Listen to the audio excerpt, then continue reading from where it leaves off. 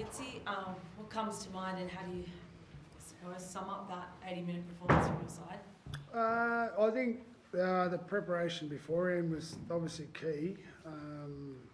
When they lost Ethan Strange, we were like, oh no, it's like that boy's like one of the best players in our competition at the moment. He's like a star, like an out-and-out star. But what, you lose a player like that, what happens to the rest of the team? They all they elevate, and I was like, oh no, I'm not sure we needed that everyone else needed to elevate as well off the back of last week. And then what I loved about it, like nothing went our way for so long. So it's almost like the self-fulfilling prophecy there. It's like the perfect storm of, oh no, he's not playing, everyone's going to elevate, and they did that, and then jammed us in there and did what they did, and then, yeah, just to hang in there and get out of it was, really pleasing. Was that the same way you felt when they came out and scored early in the second as well, particularly because you had the lead and then they hit back? Was it sort of like, oh, you know, where were you at? But oh no, to be honest, I was just sort of watching the reaction of the players when things go against them. I just haven't seen a worry or a flinch at the moment. It's always a risk. I didn't think, I thought we were under the pressure like the whole game, to be honest, which was expected. It's like a hostile environment. They're a quality side. Like they deserve some credit for their season.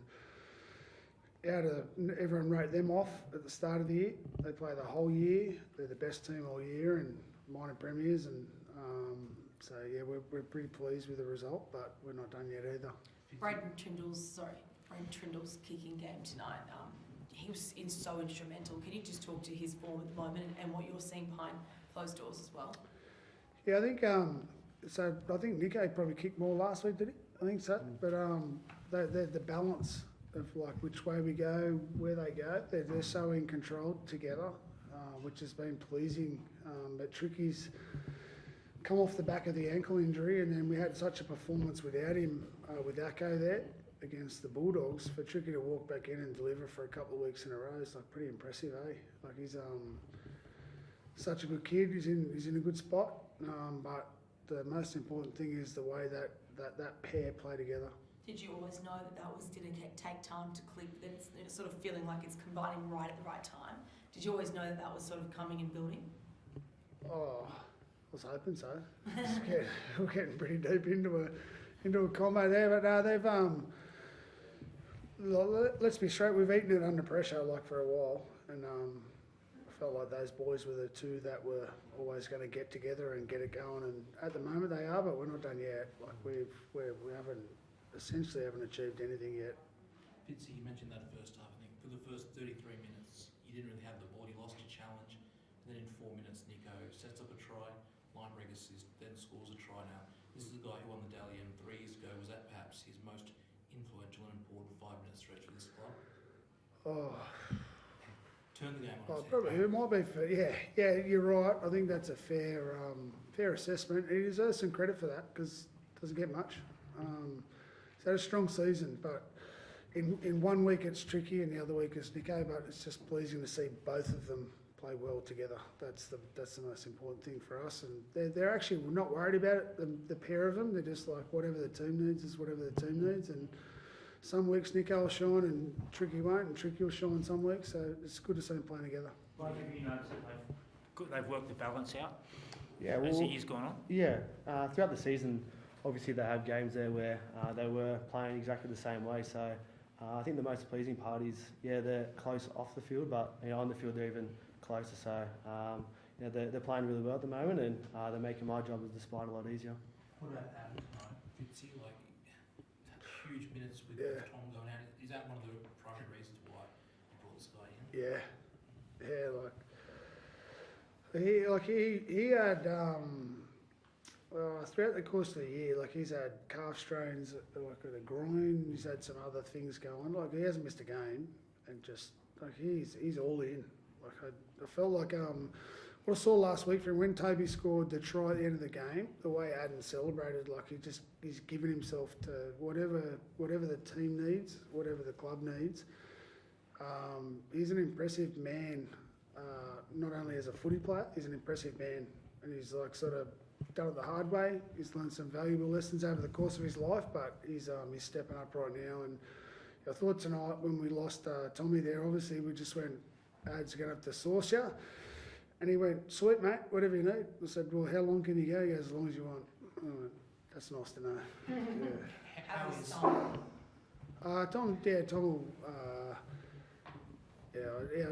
obviously it's a Cat 1, so yeah, Tommy's no good. But to be fair to Tommy, I was worried all week. I felt like I probably should have played Oregon, to be perfectly honest, like based on Tommy's prep. But Tommy played so strong. Oregon's he's been in our team the whole year, and it was a really tough call. But Oregon's preparation got disrupted by a calf injury, and I felt like he hadn't had the workload in. Like you can't muck around at this time of year. You got to have battle-hardened soldiers ready to go. But Oregon Kafusi's in our team every day of the week when he's fit and healthy, and his preparation had been hampered, but he won't be next week. Do you have a view on that incident? Like we've seen it officiated differently in the past with the Jack White one. You lost Dalfinokin for a few weeks earlier in the year. Were you a little surprised perhaps a penalty wasn't blown? Yeah, I don't know. It's that. I don't make those calls. We've won some. I don't know. To be fair, I haven't thought about it. How are the belief levels, Fitz? Is this the most belief you've had in the group? I mean, you're a genuine chance of going all the way. I know you're into a second prelim, but 9 of your last 10, you're humming at the right time. Thanks for saying it's our second prelim. We made one last year as well. Thank you. But no, I don't. Sweet. I don't think we're any further ahead than what we've ever been. But the only thing I can say is the boys are hungry. They're making the right choices and decisions, and we've been together for that period of time now that it's time for us to stand up, or we've got to make some changes, or we're going to look at what we do, the way we do things. But we're playing Melbourne in 6 days.